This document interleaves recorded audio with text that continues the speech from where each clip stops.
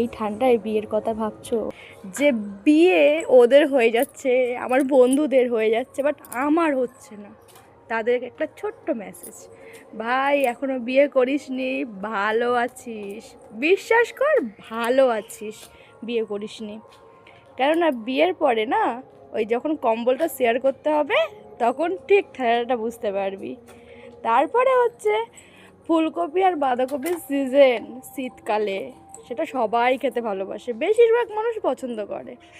যখন বাঁধাকপি ফুলকপি খেয়ে লেপের তলাটা গরম করবে না, তখন বুঝতে পারবে আসল শীতকালের বিয়ে করার মজাটাই একদম আলাদা।